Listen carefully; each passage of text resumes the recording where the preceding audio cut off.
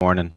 My name is Dr. James Brunton. I'm the program chair for the program that we're going to be talking about, the DCU Connected BA in Humanities Psychology major, which I'll probably just refer to as the psychology major from here on out. And I'm here with my colleagues Patrice Byrne and Chloe Beattie, who will actually be doing most of the talking. I'm just going to do the intro. Um, so I'm just going to give you a general overview of very quickly of the program, and then I will hand over to Patrice and Chloe, who are actually going to do a bit of a taster lecture, just to give you a feel for what are we talking about, what program, what subject, what topic are we talking about. So the to explain the program in a brief time, the psychology major is a flexible online off-campus learning program. This is the big thing. We have two undergraduate psychology programs in the university. So to explain, this is not, or it is different from the Bachelor of Science in Psychology, the BSc in Psychology, which is offered by the School of Psychology in the Faculty of Science and Health in DCU. That is an on-campus, full-time 4-year program. A great program, but obviously will suit different people. So the our program, both programs, are accredited by the Psychological Society of Ireland, the PSI. So both programs are routes into postgraduate study in psychology and careers in psychology. Um, Another feature of our program, the psychology major, is this is an open education program. So it has an open access entry policy. If you are over 23, you just need to apply directly for a place, and you will be offered a place. It is more about us trying to help you decide if you are ready for that, and what kind of plan you can make in your life to successfully study. If you are under 23, it's slightly different. You have to meet the university's minimum entry requirements, and you could look those up on the website. So there's a certain level of either further education results or CAO results or British A level results that you would have to have in order to get in if you're under 23. Um, our mission is to transform lives and societies by providing this kind of opportunity to study at higher education level. And we've been doing this for 30 years. This program, or its predecessors, have been around for a long time. It used to be kind of traditional distance education, and now has evolved into being an online learning program. Um, we have had 163 graduates on this program, which has only been running since 2014, 2015. So that's 163 people who have already come through and are now out there. Either they took the qualification and it helped them in their existing work or whatever, or just in their lives, or they've moved on to postgraduate study, or they're working in different aspects of psychology. Um, People study with us typically because their lives are such that studying full time on campus would just not suit them. Whether it's because of their work commitments or caring commitments, their location. So, like, they want to study in DCU, they want to study this kind of program, but they're living in Donegal, or they're living on an island somewhere. As long as they have broadband, they can study with us, and they don't have to, move to Dublin or move close to DCU. Um, or the people, some people have disabilities whereby the idea of regularly, traveling and being on campus, it doesn't suit them. So we have people who study with us because of whatever condition they have. Another important point to make about the program is because of the way that Irish higher education funding is organized, our students are fee paying. Uh, so the current fee is €900 per module. Now, these are big modules. They're year-long modules. They're 15 credit modules, as opposed to, like, a typical maybe 5 credit or 7.5 credit semesterized module. But our students don't pay the registration contribution, which is somewhere north of €3,000 a year. So a full-time student who might be studying under the free fee scheme, or whatever that's technically called, would still have to pay that registration contribution. Our students have to pay fees, so €900 per module. The max number of modules you'll be studying in a year is 4, and that would be the equivalent of full-time study anyway. So this is important. It's an important contextual point to know about. The other thing as well is because of the way online learners in Ireland are categorized by the higher education system, our students are not. They don't have access to a lot of grants and financial supports that full-time students have access to.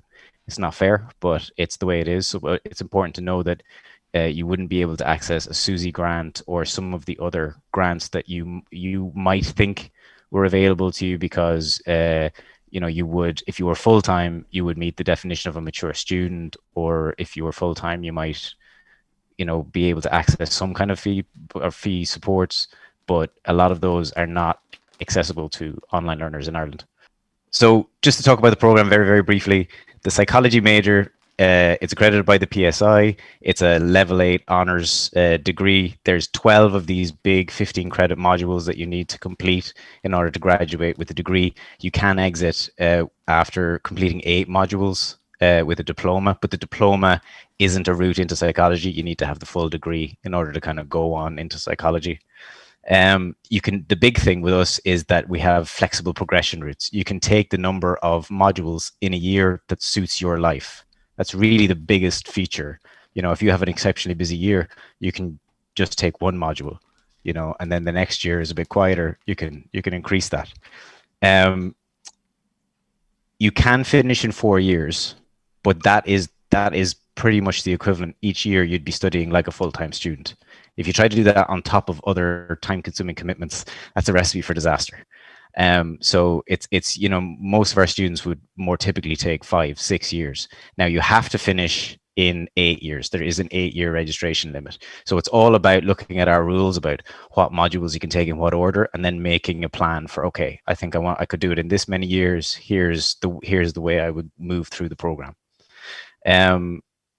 So just to talk about our teaching and learning method in 3 sentences, our students learn by in sort of three main ways: by engaging with online learning materials that we have developed, and they're in our online learning environment that you would have access to as a student; by engaging in not real-time conversations through discussion forums with the tutors, with other students, and then in real-time sessions in a Zoom room like this. This would look like a typical tutorial where people are having a discussion about stuff.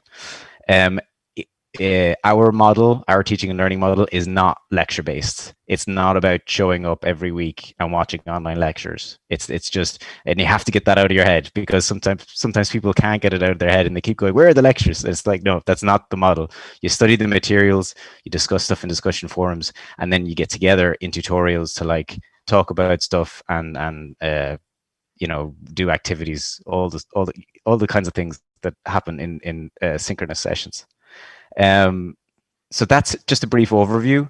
There is an entire hour of me talking further about the program and going through all the different sort of aspects of it, and I will put the link for that in the chat. It's on the student recruitment site somewhere anyway. So if you want to hear me sort of explain the program in way more detail, I will give you that link. But today we want to do something different. Today was more about getting a taster lecture. So I will now step back, turn off my camera, and I will hand over to Patrice and Chloe. Cool. Thanks very much, James. So as James said, we're going to just do an introduction, and Chloe's going to start just with a few questions with you. Just a point to note as well, James has talked about past students through the course as well, and I'm one of those past students. I would have done my undergraduate degree through the DCU Connected route. I thoroughly enjoyed it. I found it a really flexible way to do it, because I was working full time and I also had 3 young children at the time, and I found it really suited my lifestyle and suited my needs. So it is really for those who are trying to manage a busy lifestyle. This is a really good way to engage with education and a way to get a degree. So definitely worthwhile investigating if that is your, I suppose, life and situation as well. Okay, Chloe, do you want to ask some questions? I'll share my screen. Sure. So hello, everybody. I guess, as we mentioned just at the beginning, some of you might have missed it if you came in a little later. If you want to turn your camera on, turn your mics on, there's absolutely no pressure to do so whatsoever. But it's always nice for us to see the faces of the people that we're talking to as well. And if you have any questions, as I mentioned earlier on, it's nice for us to hear voices that aren't our own. So we do encourage you to come in with any questions as we go. There is a chat function below. So for anybody who's not familiar with Zoom, I'll pass over to Patrice now. Okay, so we're going to look at, you've given us your reasons for studying psychology, and the reasons can be varied and they're vast, and we do it for a number of different I suppose, causes. Maybe we want to understand ourselves. Maybe we want to get insight into who we are, why we behave in a particular way. Maybe we want to understand other people and try and understand why they engage in the behaviors that they do. Maybe we want to learn more about kind of why we react in such a way, about our feelings, about our thoughts. Maybe what impacts us, what stresses we have, how we have different reactions, different emotions. So, and other people as well, and learning about different types of intelligences and emotional intelligence as well. So we might be looking at general, or we might be looking at specific reasons for studying psychology. And this course is really, really insightful. It's a huge learning curve. And we find year on year that when students start to engage with the material, they get such insight into children, particularly when we're doing developmental psychology, but also an insight into themselves when we're doing the likes of personality psychology as well. The different areas that we look at and the different perspectives and research fields within psychology are varied. It's a huge and wide area of study. So we would be looking at social psychology, so how people interact with each other, how they affect each other, how their behaviors are impacted by those around us. We look at developmental psychology, which will be the first of the areas of study that we look at. We look at the different theorists, we look at the different approaches. You've probably all heard of Freud, and we look at Freud and we look at Piaget and a whole range of different theorists. We investigate a little bit around educational psychology and cognitive psychology and look at how knowledge is built and how children's thinking it changes through the life course as well. We touch a little bit on abnormal psychology, and then we spend a little bit of time towards the end of the year looking at organizational psychology and how the dynamics within the work environment are quite different from the dynamics outside in our personal lives, and how we have to be mindful of those, and how we, I suppose, how we try and understand that dynamic as well. We touch off clinical psychology as well, understanding, diagnosing and treating different types of behavior and abnormal behavior. And then we also look at the neuroscience, and we bring that in towards after Christmas, around about March or so. We start to look at the biological factors and biopsychology. And then we see also how that impacts across the life course when we look at health and we look at illness as well. So it's a huge area and a huge field of study. And we don't expect you to decide on what field that you want to specialize in year one. What we tend to do is kind of give you a taster of the entire spectrum of psychological study. And then as you move through your subsequent modules, you get a more in-depth understanding of psychology and the differences in psychology. I'm going to hand over now to Chloe. Thank you very much, Patrice. So just a question came in from Stephanie there about, and James has answered it in in the chat box. Great. So yeah, it was just around the idea of using the terms normal and abnormal still in psychology, which is, yeah, something that we would kind of contest, but yeah, and what James said there is that it's not used in the same way that it may be in everyday life. So there is a diagnostic there that we would refer to for abnormal behavior. So it's not, as James said, used in the way that the everyday way that we would understand the term normal or abnormal. So yeah, super. I'm glad that answered your question, Stephanie.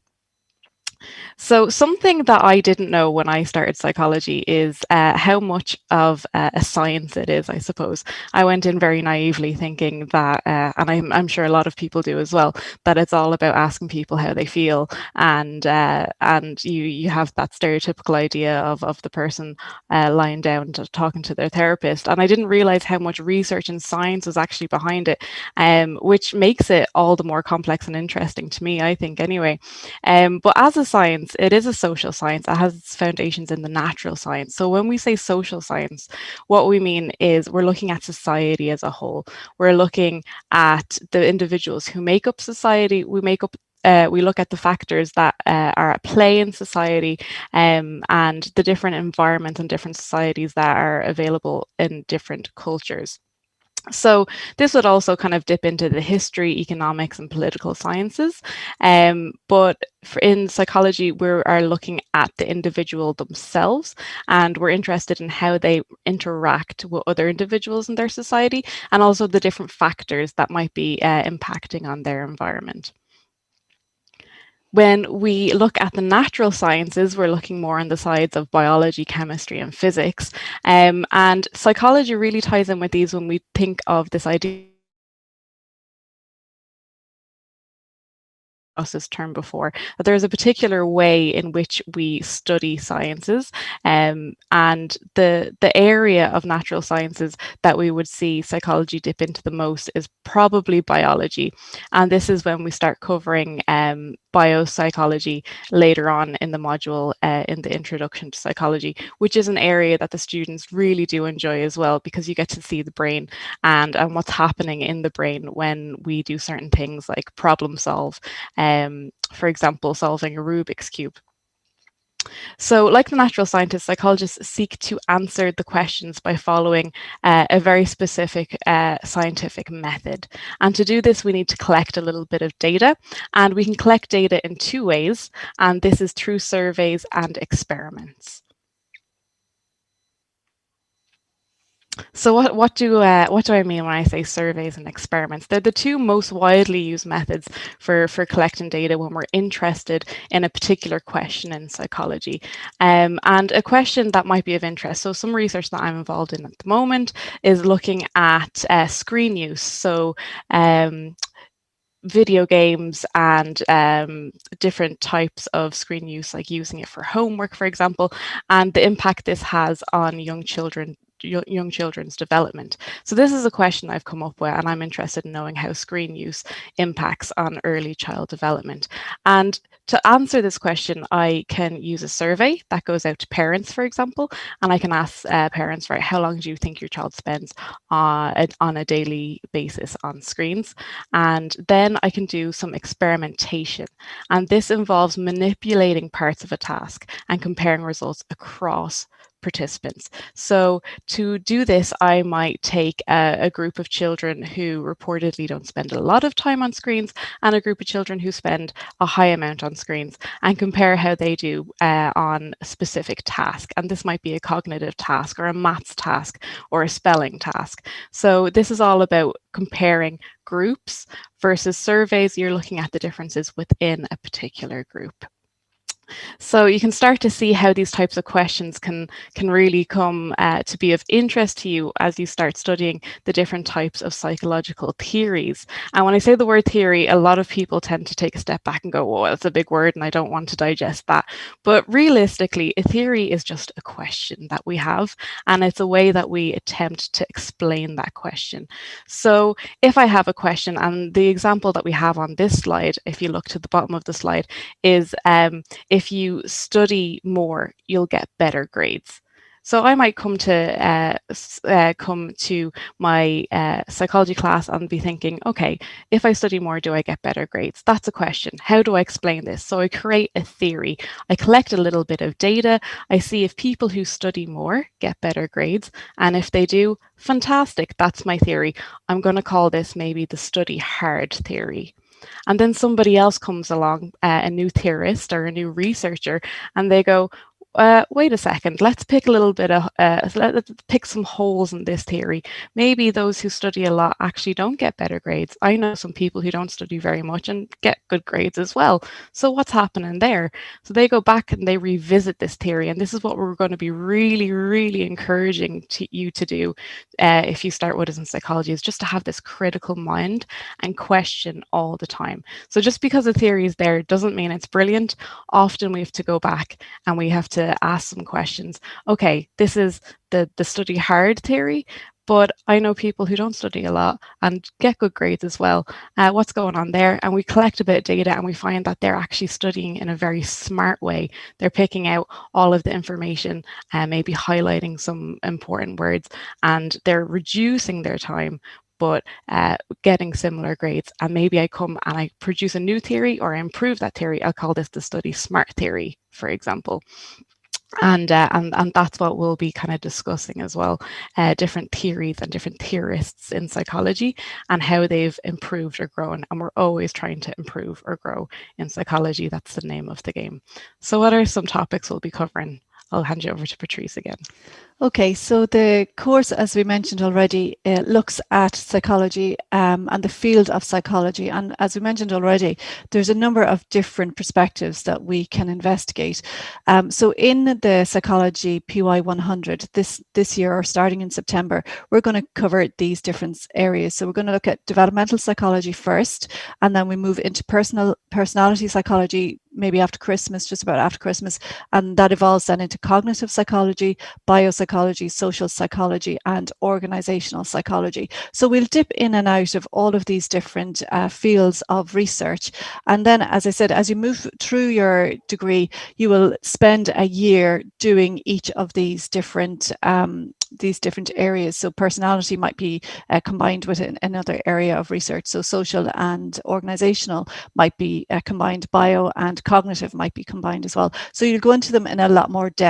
So the Psychology PY 100 is giving you an overview of all of the different areas before you kind of progress and delve into them in a little bit more depth. What we're looking at to do today, though, is to give you kind of a taster of the different topics that we look at in PY 100. So one of the areas of study that the students really engaged in and really enjoyed was the whole area of personality, because it gave them an insight into who they are, why they act in such a way, where their thoughts are coming from and where their feelings are coming from as well. And what we tend to see is that personality tends to remain relatively consistent across the life course. And then it also identifies what makes us different from other people, as well as what similarities we have in other people. And we investigate this through a number of different approaches as well within the field of psychology. One of the areas that we look at in particular is the idea of trait theory. And this is looking at kind of spectrums of traits and personality attributes and characteristics. And can we, even though there is such variability and individuality amongst society, can we still say that people, identify with certain traits? And we'll examine that and we'll critically evaluate that. Can we actually say that people can manifest different types of traits? So one of the trait theories that we look at in particular is called the 5-factor model. And it looks at 5 traits. And we look at these in a little bit of depth. And this particular model was created by Costa and McRae. And the 5 different traits are openness, conscientiousness, extroversion, agreeableness, and neuroticism. And how we remember those is through the acronym of OCEAN or CANOE, whichever one that you can remember more so. What the students did this year as well is some of them got their partners or very close friends to do this, to do the personality test for them and compare the results and see if they were presenting the same way that they believe themselves to be while alone.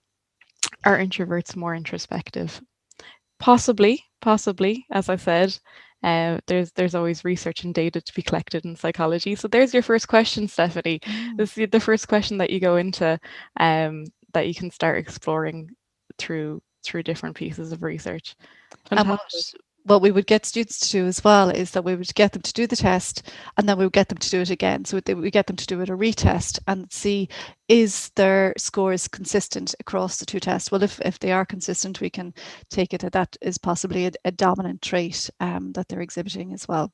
So hopefully you'll have a little bit of insight into your traits. And if this area interests you, we will be covering a lot more detail as we move through the course content. It usually comes into kind of play around about February, March. The assignment is based around about February, March of that. So really get good insight into it. And we spend a good bit of time on it as well. We also explore whether there's a kind of a biopsychology link to trait theory. So is our personality linked to our biology? How similar are we to our to our siblings, to our parents? Is there some kind of commonality there, even with identical twins? And as I'll probably mention quite a bit throughout the course of year one, I'm an identical twin. I'm a mirror image twin, and I think that's what brought me into psychology as well, is to see the similarities and difference between me and my identical twin sister. And in relation to personality, how similar are we in personality? And in fairness, there's quite a high concordance in personality traits amongst twins. And again, we'll explore that through this whole field of study and this great debate in psychology on nature versus nurture, which Chloe's going to talk about in a little bit as well. So we will look at the influence of both nature and nurture. So is our personality the result of our genetics? Are we very similar to our parents? Are we very similar to our siblings? But what happens about the environment that we're coming from as well? Because we all live a particular life, and we're all influenced by outside factors as well. And does that impact on us? And maybe do our traits lead us into engaging in situations and experiences that mirror our personality traits? So we'll be looking at explaining personality. We'll be looking at how our dominant traits influence our behavior as well. So again, a huge field of study and incredibly interesting, because it gives us great insight into who we are and why we behave in certain ways, and why we're maybe more geared and I suppose attracted to certain types of activities. We'll also be linking it into kind of biopsychology as well, and looking at brain chemistry, and does that have a part to play on personality as well, particularly in relation to introversion and extroversion. We'll be looking and exploring that area as well. Okay, so I'm going to hand you over now to Chloe to have a quick discussion around developmental psychology. Yeah, we cannot talk about personality without talking about developmental psychology. Yeah. It's an area that the students also love, as I said, especially if you are a parent or you're working as a teacher or with children in any capacity. This tends to be a real eye-opener, and they love the different activities and the different videos and the different studies that have been done in developmental psychology over the year as well. And some of the big questions that we cover in developmental psychology is, how do we develop a knowledge of self? So at what point do we realize we're a living entity separate from our parents? And we go through a few different theories that address this. So we see that around 15 months of age, we're fairly aware that we are an entity separate from our environment. You can see this in babies who start, or children, young children who start throwing things, and at what point they realize, okay, I actually have a bit of autonomy here. If I cry, mom comes or dad comes. If I throw this, somebody might come and pick it up for me. And then this goes all the way up into middle childhood, when we start to look at self-awareness and self-identity, when we start to realize actually some of our traits are a bit more permanent. So it's around 5 or 6 where we start seeing children realize that there is a sense of permanency. So they're, for example, Irish, and how they identify themselves with their gender, for example, and certain traits that they tend to stick to. Another big question, and this really lends its hand into the nature versus nurture debate that Patrice mentioned, is, can we predict what type of person a child will be when they grow up? And this really kind of bleeds into the area of behaviorism as well, which we'll be talking about in a few minutes. Some of the theories of development, so the big name Freud, you should all be fairly familiar with. He likes to stir a bit of ruckus in our class, because people love to bring up the controversies in his work, which is absolutely fine. As I said, be as critical as possible. We love that in psychology. Some of you who I know, there was a mention of child studies already, might be familiar with the big guys, Piaget and Vygotsky.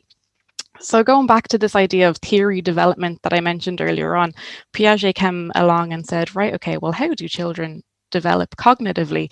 At what point are they able to figure out certain simple problems, and at what point are they able to understand algebra, for example? So he came in with a theory known as the cognitive development theory.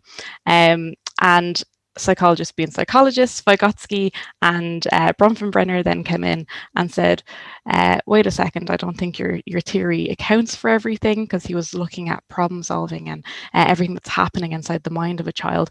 And they came in and they said, well, actually, we think that the society and the social context in which the child grows up in has a big influence on child development as well. So the theories of development, they're foundational, but they're constantly growing, and ever being built on. Then we come down to Bowlby and Ainsworth, and these are two theorists in the area of attachment. And this is all concerned about the role that early attachment can have on later development, which really ties in with the nature versus nurture debate. So is it our nature that results in us acting the way we do when we're older, or having certain personality traits, or is it nurture? So is it what's provided to us at a very young age, and what type of behavior is displayed to us within our culture and our society that has most of an impact? So throughout the years of psychological research, we now see that it's not so much of a nature versus nurture, but there's an interactionist approach. So we're seeing nature and nurture having an impact on the developing child. And the studies that have been done on this, so the first one is looking at the influence of nature, and this is all around, a lot of the studies around this are on twin studies. So looking at twins and the prevalence, just one example, the prevalence of mental health issues across twins who have grown up together or perhaps grown up apart. Some of you might have seen the documentary, which was very popular with our students this year, Three Identical Strangers. So this is, and if you haven't seen it, sure, if you're looking for something to watch, give it a watch and let us know what you think afterwards. There is triplets who grow up separately, and then they all find each other later on in life, and they realize that they have a whole lot in common, even though they've been brought up differently. So is there an influence of nature happening there? I'm sure Patrice could probably say something on twin studies here as well. Absolutely, yeah. Like I suppose the lived experience of being a twin and seeing the influence of nature versus nurture on us, because we would have been brought up in the same environment, but still there's subtle differences. Now we look identical, we're mirror image twins, we look identical, we sound identical, but there are subtle differences between us. Even though I actually, when we were doing personality, I got my twin sister to do the personality questionnaire as well, and it was freaky the amount of similarity in our personality. So there is definitely some relevance and some validity in the influence of nature on who we are as well. Yeah, so whether you're leaning to one side debate or the other, it's not all nature, it's not all nurture. It tends to be an interactionist approach there. We're looking at the influence of nurture, going back to some of the theories and the questions that we posed on the last slide about what can we predict what type of person a child will be when they grow up. This really links in with the school of thought of behaviorism. So behaviorism looks at whether we can influence children's behavior based on conditioning certain parts of their environment. And I know that came up in the chat box earlier on about child conditioning and human conditioning as well, which is fantastic to see that you're familiar with these terminology and you're interested in exploring what this might be as well. And the other one there was just the social learning theory. So the two main theorists in this area are Bandura. So Bandura would have looked at social learning theory, and there is the original study was with a Bobo doll. So it was just like a boxing clown doll. And children looked at, and these YouTube clips I can put in the chat box afterwards if people are interested in watching. The first one there is just the original study. So they got adults to be kind to the doll, and then they, in a different group, again, this experimentation and manipulating parts of the environment. In another condition, they had adults being aggressive towards the doll, and then they got children in the room and they wanted to see if they would mimic the behavior that they have observed, and they did. Of course, those who were in the aggression group showed a bit more aggression towards the doll as well. So I guess that's for anybody who has children. They're always watching and they're always observing and they're always sponging everything that they see. And the second link there is just to show you an example of it in the media. It's in the movie Mrs. Doubtfire. Classical conditioning, then some of you might be familiar with Pavlov's dogs. So what Pavlov did here was he conditioned dogs to salivate when they heard a bell ring, because they knew food was going to be coming. So he ring the bell, provide them with food. So when the bell rang, they started salivating even though there was no food present, because they were conditioning and prepping themselves to be ready for that feed. So if we take that out of the animal world and put it into the human world, there's a whole load of studies there of when humans have been conditioned to behave in certain ways. An example of that, again, in the media, was there in the link with Bart Simpson that I can put in the chat box later on. That was a very, very, very, very quick run through. Stop tour. Yes, absolutely, whistle stop tour of the main areas that students found most interesting from this year anyway. And I'm sure there's going to be areas that you yourself might pick up on that we didn't cover today that you find immensely interesting. As Patrice said, it's a huge field of study with limitless possibilities for employment afterwards and future study afterwards as well. So we would love you to stay in touch if you've taken an interest in anything that we've said today. You can find the Facebook, Twitter and LinkedIn accounts for the DCU Connected program. And then our own emails are provided there as well for anybody who'd like to get in touch.